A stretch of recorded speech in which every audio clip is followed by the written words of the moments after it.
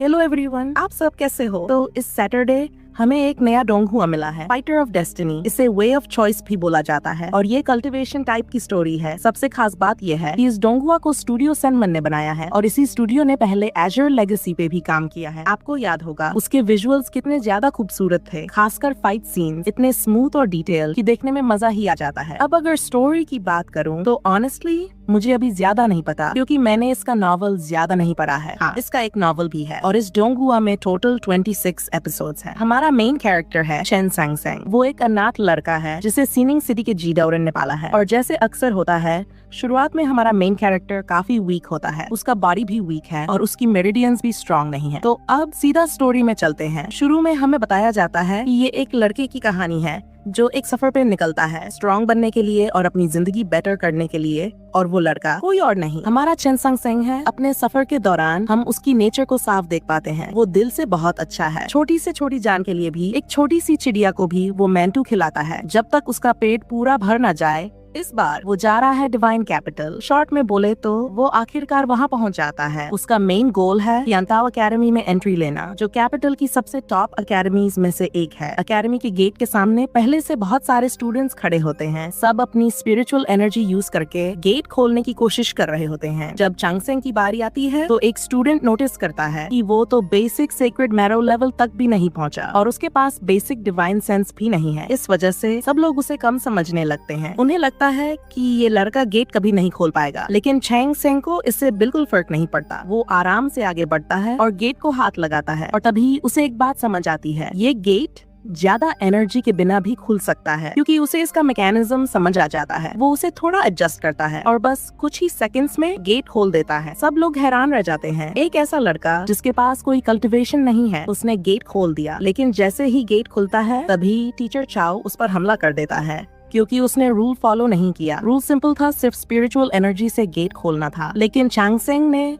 Mechanism use किया। Luckily उसका attack रोक लिया जाता है एक दूसरे स्टूडेंट के द्वारा, जिसका नाम है टांग 36। थोड़ी देर बाद अकेडमी के हेड भी वहाँ आ जाते हैं, माओ जेडोंग यानी मास्टर माओ। फिर टीचर चाओ कंप्लेन करता है कि उसे समझ ही नहीं आया ये लड़का कैसे कर गया। उसे लगता है कि इसने चीटिंग की है, लेकिन चांग सेंग बहुत शांति से अपनी बात रखता है। वो कहता है अनाउंसमेंट में सिर्फ ये बोला गया था कि गेट खोलो और अंदर जाओ, तो टेक्निकली उसने कोई रूल ब्रेक नहीं किया। फिर भी टीचर चाओ मानने को तैयार नहीं होता। असल में तियांताओ अकेडमी में आने के लिए मिनिमम सेक्रेड मैरो लेवल होना जरूरी है, लेकिन चांग सेंग एक इम्पोर्टेंट बात सबको बताता है। वो कहता है अगर ऐसा है तो अकेडमी ने सब कैंडिडेट से झूठ बोला है और उन्हें फॉल्स होप दिया है। रूल्स के हिसाब से चैप्टर 17 सेक्शन 4 आर्टिकल 8 में साफ लिखा है कि सिर्फ एंट्रेंस टेस्ट पास करना जरूरी है, न कि सेक्रेड मैरो realm तक पहुंचना। ये सुनकर मास्टर माओ भी मान लेते हैं कि ऐसा रूल सच में एग्जिस्ट करता है और वो इम्प्रेस हो जाते हैं, क्योंकि चांग सेंग ने एकेडमी के बारे में इतना डीप स्टडी किया है। इसी वजह से चांग सेंग फर्स्ट स्टेज पास कर लेता है। फिर चांग सेंग एक रिक्वेस्ट करता है। वो कहता है कि उसके पीछे जितने भी कैंडिडेट्स हैं उन्हें भी सेकंड टेस्ट देने का मौका मिलना चाहिए, जो कि है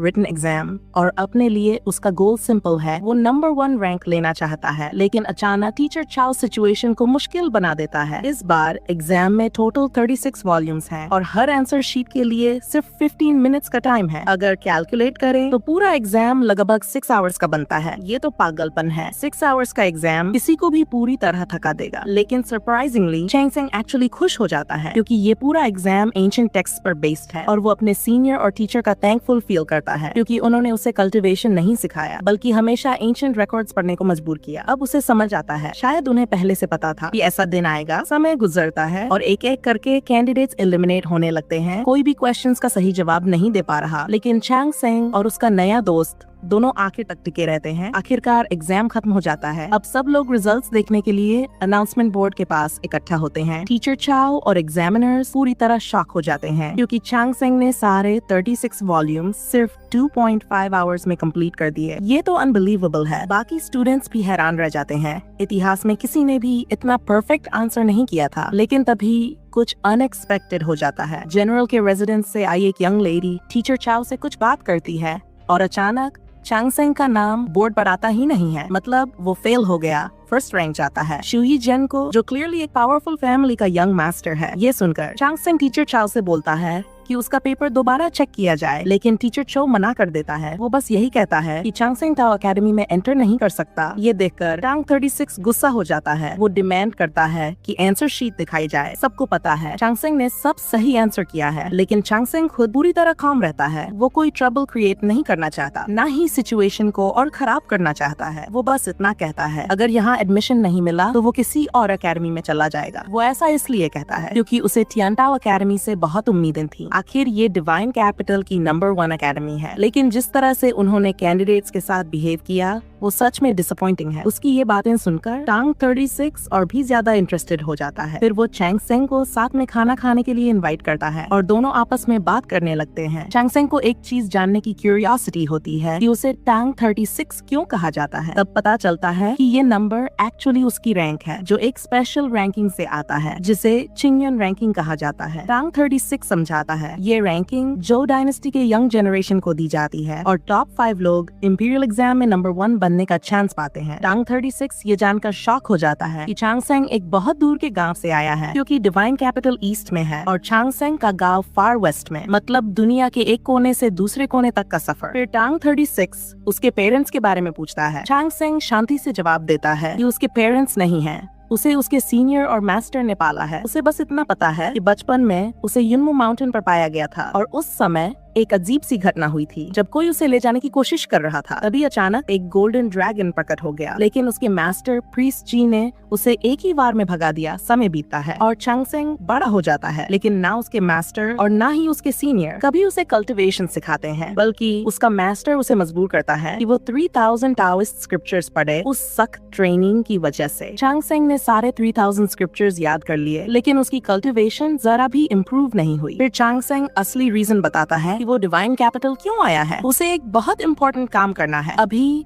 उसके पास एक मैरिज एग्रीमेंट लेटर है जो सू फैमिली की बेटी का है, जिसका नाम है यूरोंग। बचपन से ही चांगसेंग को अपनी फियांसी के बारे में जानने की क्यूरियोसिटी थी, क्योंकि इतने सालों तक वो दोनों सिर्फ लेटर्स के जरिए बात करते थे। लेकिन माउंटेन छोड़ने से पहले एक और सच्चाई सामने आई। चांगसेंग को एक कंजेनिटल इलनेस है जो कभी ठीक नहीं हो सकती। उसके मास्टर के मुताबिक ये उसकी किस्मत है और उसे एक्सेप्ट करना होगा, लेकिन चांगसेंग मानता नहीं है। एक स्क्रिप्चर में लिखा है कि किस्मत बदली जा सकती है, तो वो डिसाइड करता है कि वो अपनी डेस्टिनी खुद बदलेगा। उसका मास्टर उस पर भरोसा करता है, क्योंकि पिछले 800 सालों में सिर्फ 3 लोग ही अपनी किस्मत बदल पाए हैं। शायद चांगसेंग 4th बन सकता है। उसका मास्टर उसे एडवाइस देता है, डिवाइन कैपिटल जाओ और इंपीरियल एग्जाम में नंबर 1 बनो, तभी से अपनी किस्मत बदलने का रास्ता मिलेगा। उसका सीनियर यूरेन उसे एक तलवार भी देता है। ये तलवार गोल्डन ड्रैगन के विस्कर से बनी है। हालांकि उसके सीनियर के पास कई फिजिकल प्रॉब्लम्स हैं। उसकी राइट आई, राइट हैंड और वो बोल भी नहीं सकता। फिर भी चांगसेंग उसे बहुत रिस्पेक्ट करता है। उसकी नजर में उसका सीनियर सबसे बहादुर और स्ट्रॉन्ग इंसान है। ये सब सुनकर टांग 36 उसका दोस्त बनना चाहता है, लेकिन उसके दिमाग में एक सवाल अभी भी है, आखिर टियांटाओ एकेडमी चांगसेंग को एक्सेप्ट क्यों नहीं कर रही? क्या ये उस मैरिज एग्रीमेंट से जुड़ा है? जैसे ही टांग 36 को पता चलता है कि उसकी फियांसी सू फैमिली से है, सू यूरोंग, वो पूरी तरह शॉक हो जाता है। वो तुरंत कहता है कि ये लड़की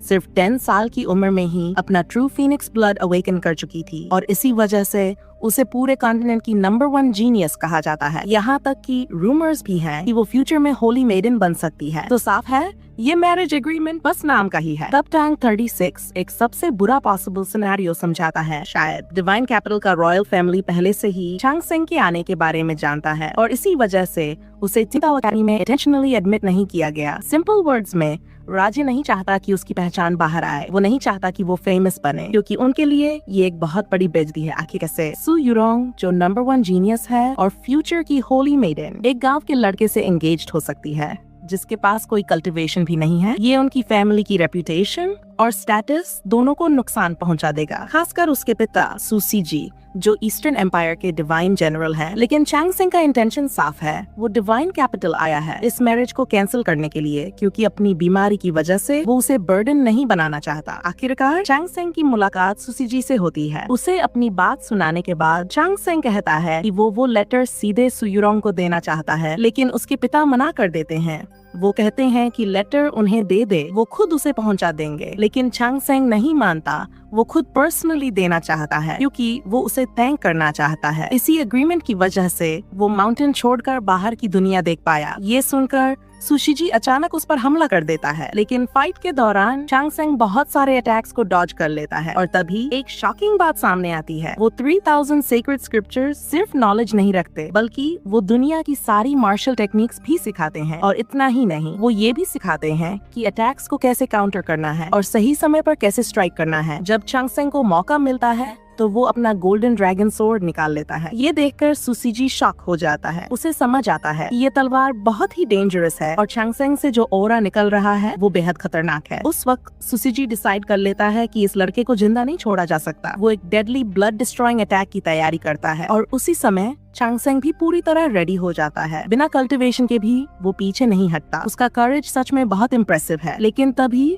ये फाइट अचानक रुक जाती है। एक महिला आती है, मोयू, फीमेल चीफ ऑफिसर। उसकी एंट्री से सुशिजी गुस्सा हो जाता है। वो उसे कहता है कि इसमें बीच में मत पड़ो, ये उसका फैमिली मैटर है। लेकिन मोयू कामली जवाब देती है, अगर ये सिर्फ फैमिली इश्यू होता तो वो इंटरफियर नहीं करती। लेकिन वो यहाँ आई है क्योंकि उसके पास एक सेक्रेड ऑर्डर है ग्रेट लीडर की तरफ से, और फिर वो उस ऑर्डर को पढ़ना शुरू करती है। ग्रेट लीडर का आदेश है कि चेन चांगशेंग को गोजाओ एकेडमी में प्रवेश करने दिया जाएगा। ये सुनकर सुजी बहुत गुस्सा हो जाता है। एक छोटे से गांव का लड़का इतनी बड़ी और प्रेस्टिजियस एकेडमी में कैसे जा सकता है? लेकिन मोयू शांत होकर जवाब देती है और उससे एक सीधा सवाल पूछती है, क्या तुम पवित्र आदेश का उल्लंघन करने की हिम्मत रखते हो? ये सुनकर सुशिजी चुप हो जाता है, लेकिन उसके मन में एक बात और पक्की हो जाती है, ये लड़का जिंदा नहीं रहना चाहिए, क्योंकि अगर खुद ग्रेट लीडर इसमें दखल दे रहे हैं तो चांगशेंग जरूर कोई बहुत बड़ा राज छुपा रहा है। लेकिन दुख की बात यह है कि उसे अभी भी समझ नहीं आया कि उसका आने वाला दामाद सच में बहुत खास है। अब अगर ध्यान से देखें तो पहले सुशिजी के साथ मिस शेंगवान थी, वही थी जिसने टीचर चाओ को रिश्वत दी ताकि रिटन एग्जाम में शुइचन को फर्स्ट रैंक मिल सके। तो अब सवाल है, ये शुइचन है कौन? ज्यादा संभावना है कि उसे सुयुरोंग के साथ मैच किया जाएगा। जैसा कि टांग 36 ने कहा था, ये शादी असल में एक फैमिली बिजनेस डील है, तो ये बहुत पॉसिबल है कि शुइचन किसी पावरफुल फैमिली से आता हो। और क्योंकि चांगशेंग और सुयुरोंग आज तक मिले ही नहीं हैं, उन्हें तो ये भी नहीं पता कि दूसरा दिखता कैसा है। यही एक परफेक्ट मौका बनाता है। सुशिजी चांगशेंग को रिप्लेस कर सकता है शुइचन के साथ। सीधे शब्दों में शुइचन खुद को चांगशेंग बनाकर दिखाएगा। इसीलिए सुशिजी इंसिस्ट करता है कि चांगशेंग अपना मैरिज लेटर दे दे ताकि वो उसे शुइचन को दे सके। अगर ये प्लान काम कर गया तो सुयुरोंग को कभी शक भी नहीं होगा। और सबसे ज्यादा फायदा किसे होगा? शुइचन को। अब बात करते हैं 3000 सेक्रेड स्क्रिप्चर्स की। ये चीज सच में अनबिलीवेबल है। पहले ही एपिसोड में हमने देखा कि चांगशेंग सुशिजी के अटैक्स के वीक पॉइंट्स डिटेक्ट कर सकता है। सिर्फ इतना ही नहीं, वो उनसे काउंटर भी कर सकता है, वो भी तब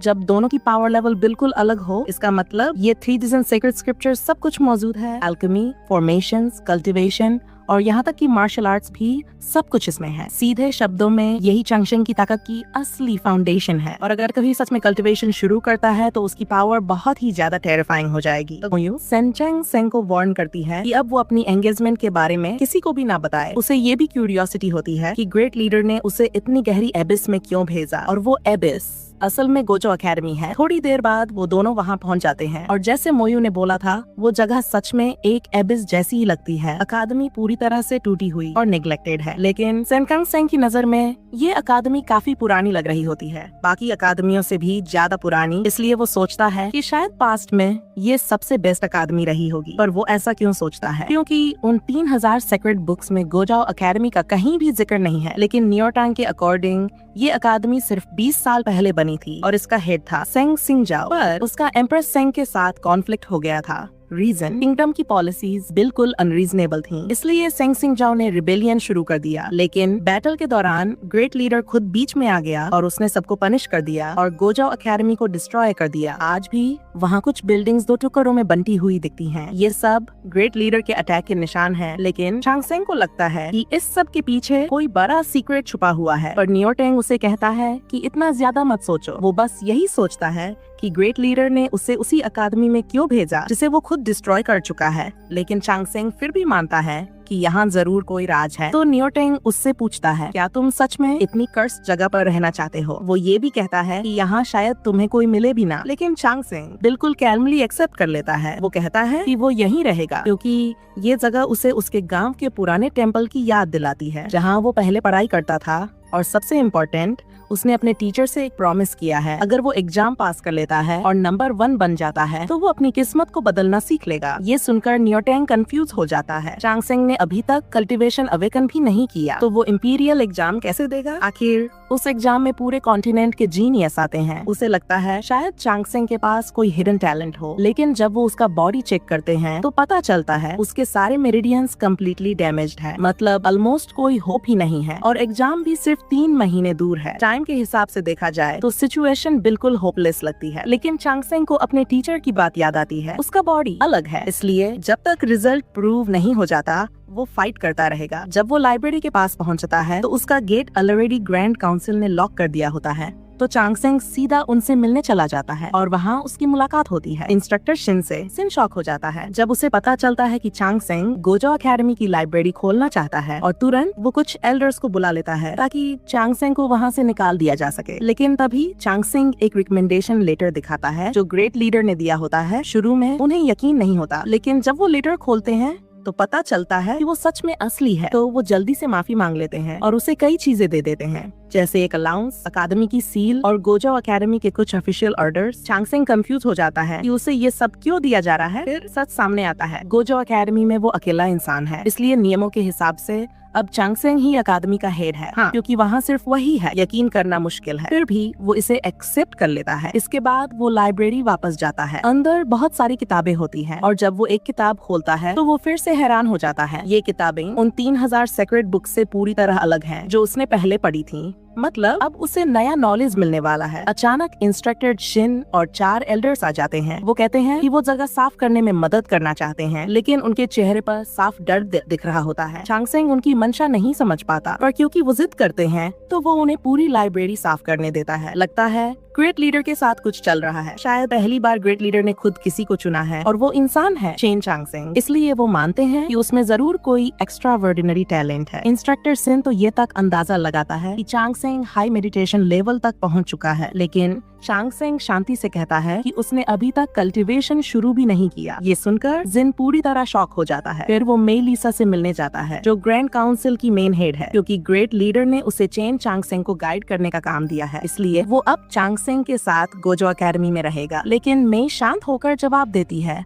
और उसे चिंता ना करने को कहती है, क्योंकि उसे भी यही जिम्मेदारी मिली है। चांगसेंग को गाइड करने की लगता है आगे की स्टोरी और भी ज्यादा इंटरेस्टिंग होने वाली है। इधर चांगसेंग एक किताब उठाता है जिसका नाम है होली थ्योरी ऑफ समसम, मतलब अब वो कल्टीवेशन शुरू करने वाला है। वो बिल्कुल टाइम वेस्ट नहीं करता। बुक के हिसाब से कल्टीवेशन शुरू करने के लिए उसे अपना फेट स्टार इग्नाइट करना होगा। जब वो इसमें सफल हो जाएगा तो ये फेट स्टार उसके सी ऑफ कॉन्शियसनेस में जाएगा, तभी वो पूरी तरह उसका बनेगा। इस फेट स्टार के अलग अलग लेवल होते हैं। जितनी स्ट्रॉन्ग तुम्हारी डिवाइन कॉन्शियसनेस होगी उतना बड़ा तुम्हारे फेट स्टार का पोटेंशियल होगा। सिंपल शब्दों में फेट स्टार एक खाली कंटेनर जैसा है। तुम जितने टैलेंटेड हो ये कंटेनर उतना बड़ा बनता है और उतनी ज्यादा पावर संभाल सकता है, इसीलिए इसे ग्रेट पोटेंशियल कहा जाता है। लकीली चांगसेंग पहले ही 3000 टाओइस्ट सेक्रेट बुक्स मास्टर कर चुका है। उन्हें पढ़कर उसकी डिवाइन कॉन्शियसनेस बहुत स्ट्रॉन्ग हो चुकी है। आखिरकार चांगसेंग सी ऑफ स्टार्स में एंटर करता है। अब समय है अपना खुद का फेट स्टार ढूंढने का और फिर उसका फेट स्टार सामने आता है। हाँ, वो सच में इतना बड़ा है, हर कोई उसे साफ देख सकता है। इंस्ट्रक्टर शिन बहुत खुश हो जाता है क्योंकि हेड चेन ने आखिरकार कल्टीवेशन में सफलता पा ली। उसके सीनियर और उसके टीचर भी बहुत खुश होते हैं, लेकिन साथ ही उन्हें थोड़ी चिंता भी होने लगती है क्योंकि चांगसेंग का फेट स्टार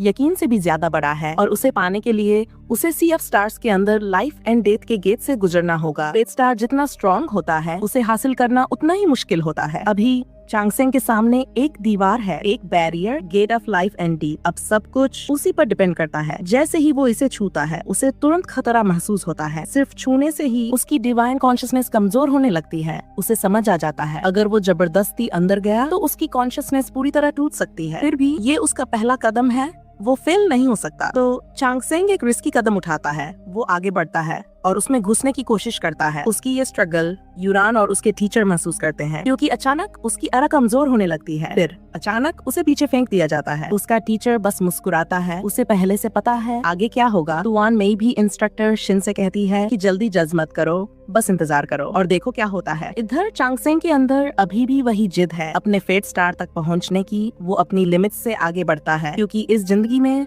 वो इस खूबसूरत दुनिया को देखना चाहता है। उसे सुई वुरोंग से किया हुआ वादा याद आता है। जब वो बड़ा होगा तो डिवाइन कैपिटल जाकर उसे ढूंढेगा और उसे अपने सारे वादे निभाने हैं। सबसे ज्यादा अपने टीचर से किया वादा, अपनी किस्मत बदलने का। उसी मजबूत इरादे के साथ चांगसेंग आखिरकार तोड़ देता है gate of life and death. मतलब उसने अपना फेट स्टार हासिल कर लिया है और अब उसकी कल्टीवेशन शुरू हो चुकी है। तुआन मेई कहती है, क्या फूल पहले ही नहीं खिल चुका? वाह, चांगसेंग का फेट स्टार फिनोमेना हर कोई देख रहा है। हर जगह लोग क्यूरियस हो जाते हैं, ये फेट स्टार आखिर किसका है? चांगसेंग का फेट स्टार बहुत पावरफुल है। जैसे ही वो इसे हासिल करता है, वो होली सम के इनिशियल स्टेज में एंटर कर जाता है। उसके फेट स्टार की एक स्पेशल एबिलिटी भी है, ये हर बीमारी को रोक सकता है और इसमें जबरदस्त पावर है। मतलब फ्यूचर में चांगसेंग कई फील्ड्स में मास्टर बन सकता है, जैसे अल्केमी, फॉर्मेशंस और मार्शल आर्ट्स। उसका फेट स्टार एक रेड कपड़ों वाली लड़की का ध्यान भी खींचता है। वो उम्मीद करती है कि वही इंसान उसकी बीमारी ठीक कर सकता है। किस्मत से वो उसके पास ही है। तो रेड क्लॉथ वाली लड़की चांगसेंग को ढूंढने आती है, लेकिन दुर्भाग्य से